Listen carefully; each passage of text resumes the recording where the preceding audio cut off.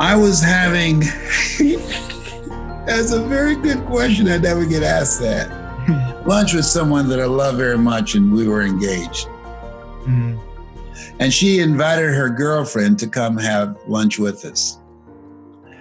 And so when a girlfriend came, she says, "Hi, my name is Dr. Rosalind." And we were having lunch, and she asked, "What do you do?" I said, "Well, I'm going to become a motivational speaker.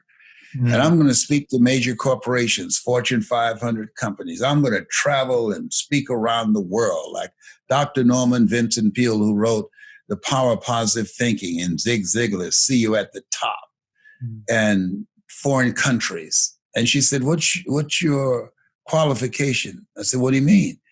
Where are your credentials? What college have you attended?" I said, "I have not attended any college. In fact, when I was in fifth grade, I was labeled educable mentally retarded and put back from the fifth grade to the fourth grade. And I failed again in the eighth grade. And I'm going to share that. And I'm sure that's going to give me an advantage." Mm. She said, "Mildred," she said, "can we go to the restroom for a moment?" And she said, yes. So they went to the restroom, and my girlfriend, Mildred, and they came back. Her eyes were red. She was obviously been crying.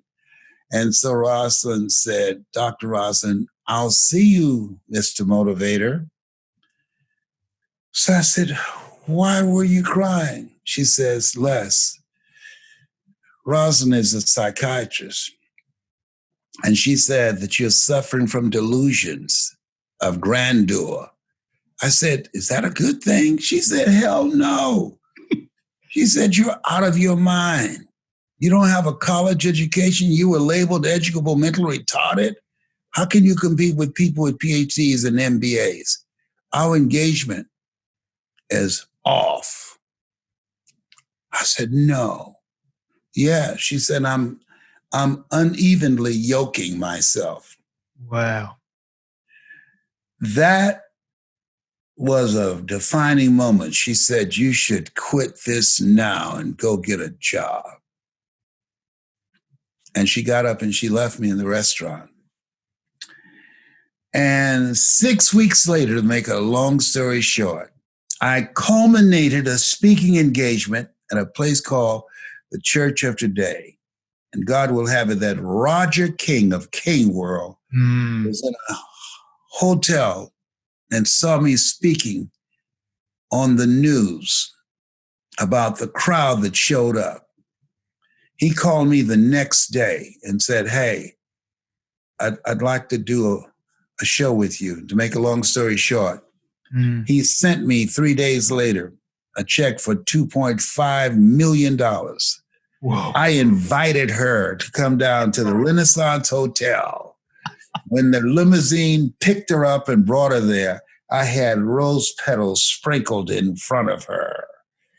And when she came up on the top floor, this is a revolving restaurant, she said, "Whoa." And the meal started at $200. And so she sat down, she said, "Whoa, things are looking real good for you, aren't they?" I said, "Yes." She said, "What happened?" And I gave her a copy of the check of $2.5 million. And God is my witness. She dropped down on her knees and said, "Will you marry me now?" I said, "Oh, please, don't represent yourself in such a way. I'm suffering from delusions of grandeur." No. The ultimate comeback. Oh, that is so good. Yes. Oh my God, yes.